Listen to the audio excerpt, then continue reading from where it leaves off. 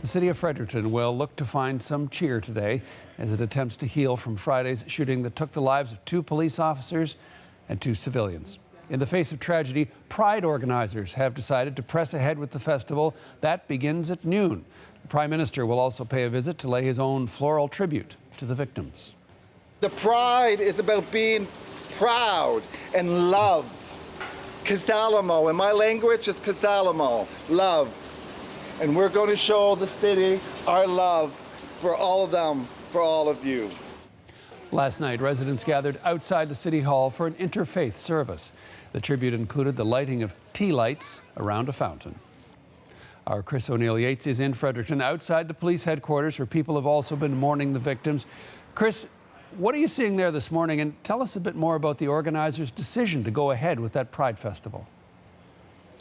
Well, John, what I'm seeing compared to yesterday is an impromptu memorial here that has grown overnight. And some of these messages and the tributes are so poignant.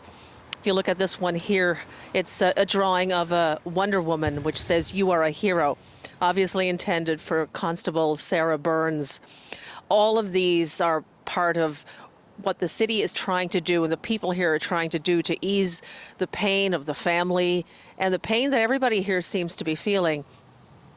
And one of the things that they're determined to do here is to go on. And the Fredericton Pride weekend, the parade was scheduled for today. And yesterday, the mayor said that it just absolutely must go on, that even in the midst of all of this sadness, that Frederictonians must come together and celebrate Pride. This is what Mayor Mike O'Brien had to say. We'll be coming through, marching through the city, and a celebration of diversity and culture and pride. It's a way for our community to start rebuilding our faith in community and having a celebration. Those things are important to show that we still exist as a community. We still have people that we look after, and there's a way to celebrate even in the midst of this grief. And that's Mayor Mike O'Brien, and the Prime Minister is coming here today, and he will lay a wreath right here where I'm standing, and the Pride Parade will go up and down this street here by the police station, and there will be 1 minute of silence before the parade to honor the Fredericton Police Force and Constable Sarah Burns and Rob Costello, who lost their lives on Friday morning. Chris, we heard yesterday the name of the 4th victim, so we now know who all 4 are, but we're hearing from some of the victims' families. What can you tell us about that? Yes, we are, and it's painting a picture of particularly the 2 police officers' families who have released statements to the media and the obituaries which have come out.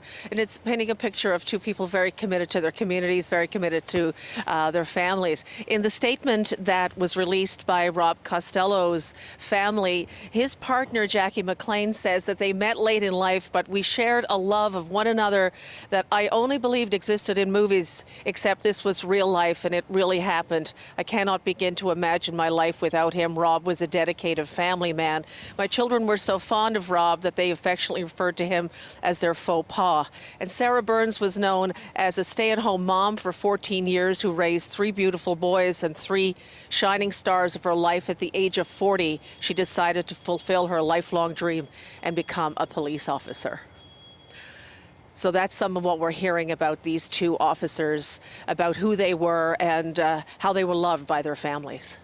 Well, Friday's shooting serves as a grim reminder of the dangers faced by law enforcement officers across the country. Police officers in Fredericton are just beginning to deal with the trauma of losing 2 of their colleagues. Now, Bill Rusk served as a police officer for 30 years. Bill himself was shot during a drug investigation in Toronto. He's now the director of Badge of Life Canada, which helps police officers deal with trauma and PTSD. Now he joins us from beautiful Lions Head, Ontario. Bill, thanks for joining us. The Fredericton officers responded to the call. Their colleagues were killed. Can you give us a sense of how these officers, the surviving officers, might be going through this weekend? They're going to have an extreme sense of shock and disbelief. They're going to have feelings of shame and guilt. They're going to creep into to themselves that for the ones that were the members that were working that maybe didn't get there in time, and they're going to have those feelings possibly lasting forever. And unfortunately, anybody that was off in summer vacation even is going to be having potential feelings of shame and guilt, because if they weren't off on vacation, they could have possibly been there and the outcome might have been different. And our brain tells us that we could have changed the incident from being tragic to being successfully completed. As you say, shame and guilt, and yet there's no rational reason to feel that way. What is it about the human psyche that brings those feelings to the surface at times like this?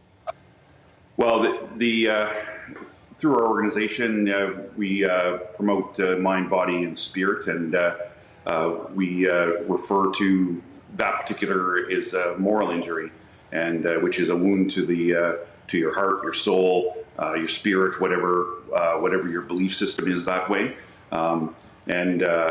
Even the members that responded that particular day, they don't necessarily process everything that's happened, and it's afterwards. As time goes on from the incident, it could be a matter of days, weeks, months, even years, and there can be subtle changes from that, and it all is at our center core of our because it's that moral injury that's chipping away at our very foundation and beliefs. Can we talk a little bit about the nature of being a police officer? I mean, as journalists, you lose a colleague. It is dealt with in the industry. But there's something about when a police officer dies that there is is it the uniform? Is it the brotherhood, the sisterhood? What is it about how the death of one really does seem to affect all? Yes, it does. Even today, we here in Ontario, we had 2 police suicides in the last week, and we've had the shooting in Fredericton. Both of those type of incidents strike at the very core of myself, even though I'm retired, because of the incidents that I've been through. And generally, the psyche in your head is that there, by the grace of God, go I, because any call, just like my own incident, you put your uniform on at any time. People don't talk about police sometimes in a flattering way, but we're there to serve the community and protect the community. We are the community, especially Fredericton is a small city. The members are going to know the public's going to know the members that are there, and you show up at a scene like that, and your life can be taken in a matter of moments. You mentioned a small city. Of course, you've served in big cities in Toronto, and you've served in smaller cities like Owenstown. The Fredericton Force is about 115 officers.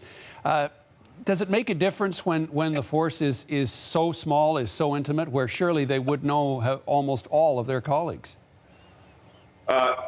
Yes and no. Like a service like Toronto, everyone feels the loss, but a smaller service like Fredericton, it can be devastating, because you worked with those members, you maybe grew up with those members. There was tons of interaction, and probably off the job in regards to just social, and some of them may have gone to school together, and so there's a in a smaller location, there's that sense of history and belonging, and as I say, the community knows a lot of those members. That's why there's usually some real good interaction in a city like Fredericton between the public and a police service, and that's why one of the reasons you'll see the vigils that are happening, because it strikes at the core.